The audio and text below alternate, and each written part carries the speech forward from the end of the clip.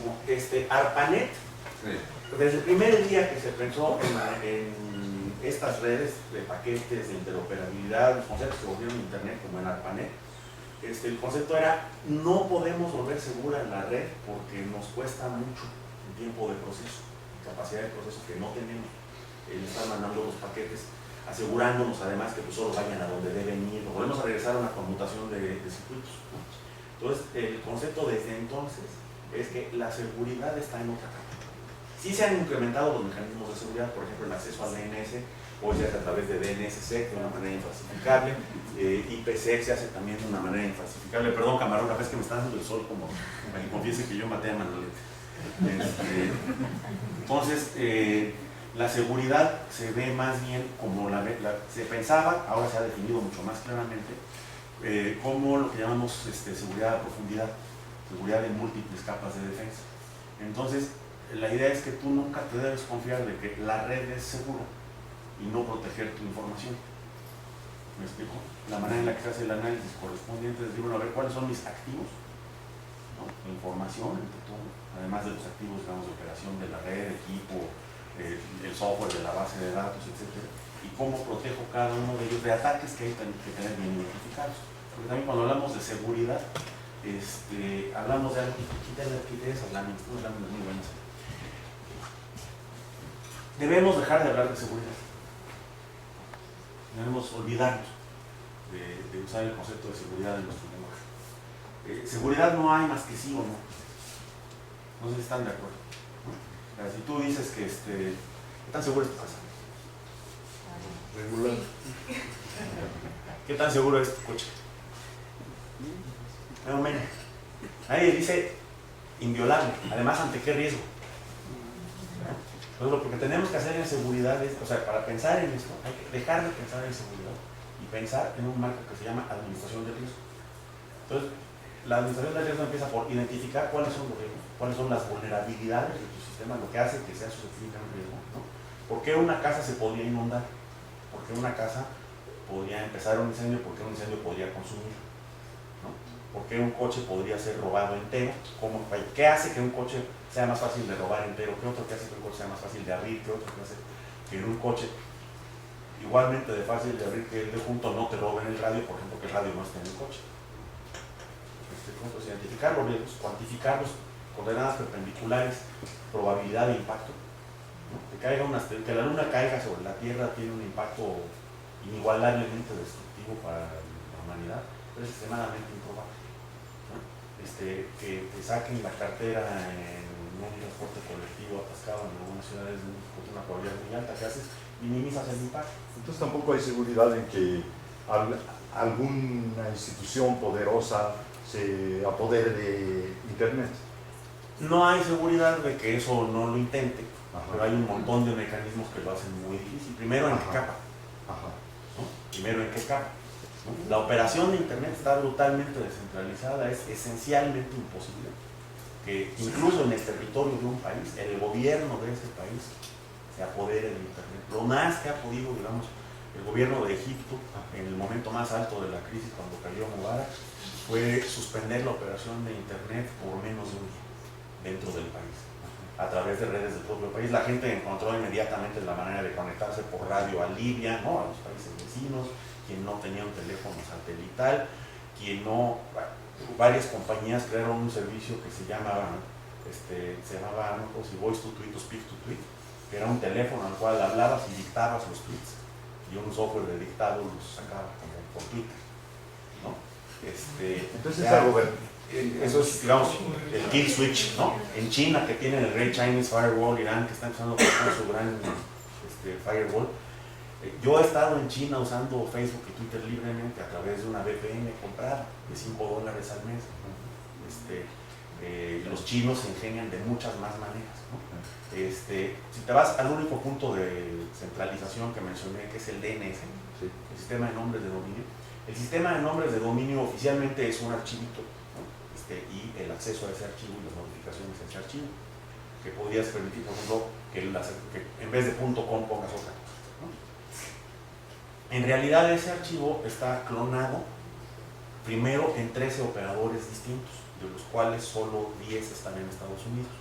Otro está en Japón, otro está en Suecia y otro está en Holanda. Entonces, la idea de ese sistema es que si se ponen locos los gringos o alguien en Estados Unidos y se apodera por completo de la operación del DNS, estos otros tres no lo van a tolerar y la gente va a usar un nuevo DNS sin redirigirse al de Estados Unidos, y en unos cuantos días podrías recuperar, digamos, el funcionamiento sin esta imposición de autoridades. Sí, el sistema sí tiene construido una serie de mecanismos de administración del riesgo. Sí. En este caso, el riesgo de que alguien se apodere de un punto único de control está administrado, primero que nada, las disciplinas de la administración de riesgo son, ya lo mencioné primero, identificar y cuantificar. Segundo, hay una sucesión de disciplinas. La primera es evasión, evitar el riesgo, ¿no? No corran a más de 100 km por hora, no caminen en agua cuando hay cables sueltos, ¿no? O sea, evadir el riesgo, evitar ponerte en la situación del riesgo, ¿okay? Y este riesgo está evadido con ese diseño, ¿no? Factores de diseño como redundancia, ¿no? Múltiples copias de lo mismo, de tal manera que aunque te tumben hackers con un ataque de tipo virus o negación de servicio, que se llaman de día cero, es decir, que nadie se espera, que utilizan una vulnerabilidad previamente desconocida sobre el DNS. El DNS cada uno de estos 13 servidores está construido con software diferente. Por lo menos hay por unos 4 softwares distintos en los 13 servidores representativos de la raíz. Entonces, si alguien encuentra una vulnerabilidad de Linux, va a ser de una versión específica de Linux, te va a tumbar. Ha pasado, de repente hay negaciones de servicio que por unas horas paran a 10 de los servidores. Primero, no solo el tráfico no pasa por el DNS, sino que la mayoría de las búsquedas no llegan a la raíz. La mayoría de las búsquedas se agotan en un cache. O sea, hay una cajita como esta se tiene en el instituto, que es el servidor de DNS. Es una computadora más poderosita que esta, pero es de ese tamaño. Y en ese servidor del DNS hay lo que se llama un cache, hay una memoria que tiene guardadas miles de consultas al DNS. Normalmente no pasas de allí para que te dé una dirección IP para ese sitio y tú ya te conectes a través de los ruteadores. Entonces hay un montón de redundancia construida precisamente gracias a esta gran liberalidad del desarrollo de Internet. ¿Okay?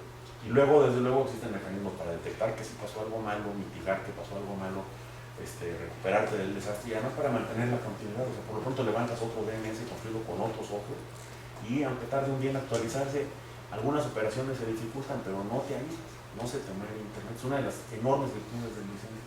Tiene una arquitectura verdaderamente poderosa porque se fue creando en el análisis de riesgo de décadas.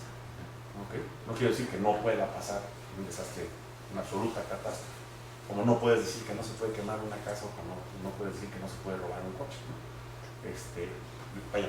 Se roban coches cuyos dueños los amarran con 2 vueltas de cadena de la defensa al poste, ¿no? O los desvalijan, o ante el reto, ¿no? Los activos más valiosos, si alguien responde al reto, o como ocurre ahorita con el delito cibernético, que está estrictamente ya dirigido por el menos, o sea, los hackers así de machismo, de presunción de competencia y habilidad, como Miguel de Casa Hijo, ¿no? Esos ya pasaron, quedan, pero son un margen mínimo en el nivel de riesgo, ¿no?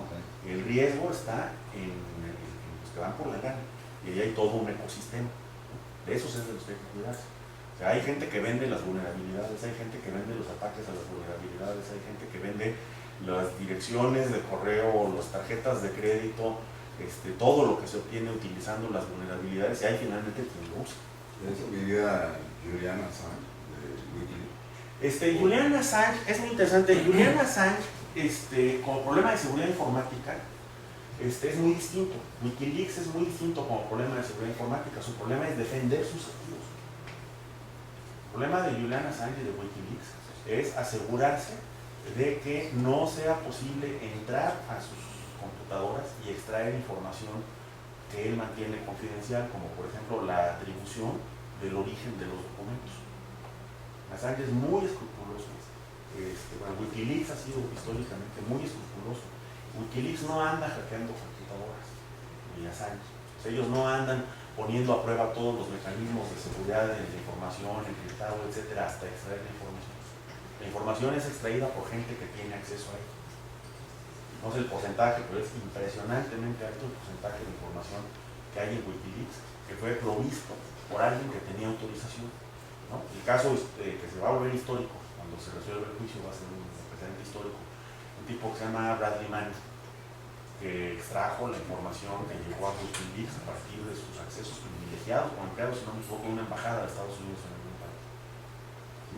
Si este cuate, desde el punto de vista de la ley en Estados Unidos, cometió un delito, violó una ley que lo obliga a la confidencialidad de los secretos de Estado a los que tiene acceso. Tiene una clave de acceso precisamente porque se confió en él, ¿no? Pero el cuate dijo, estos secretos son demasiado poderosos y lo que está escondido en estos secretos, que es más ilegal que la ley que me prohíbe divulgar. Pues el cuate pues arriesgó su libertad, ¿no? Pero muy poca de la información que hay en Wikileaks en realidad viene de grandes hackeos. Una parte, pero la mayor parte es de gente que estaba autorizada. ¿Me explico? Entonces el problema más bien de Assange es que a veces no es suficiente la protección que Wikileaks provee para que no se pueda rastrear quién extrajo la información. En sistemas muy valiosos se usan cosas como marcas de agua y otra serie de mecanismos electrónicos que tú no te das cuenta. Yo esto se los puedo decir de una manera muy sencilla, muy rápido. En el Consejo Asesor Interno del Instituto ustedes podrían tener una distribución de documentos muy sensibles y que a cada quien le manden una copia que es ligeramente distinta. A lo mejor ni siquiera de una manera visible, en el que trae texto en blanco, es decir, texto escrito con caracteres a los cuales les das color blanco, de manera que tú no los lees, ¿sí? Pero que dice de quién es la copia, o que se puede hacer traer una clave numérica invisible para el lector, ¿no? Esto se llaman marcas de agua digitales o cosas por el estilo. O a veces se hacen más sencillos como romper un párrafo en distintas partes para cada copia.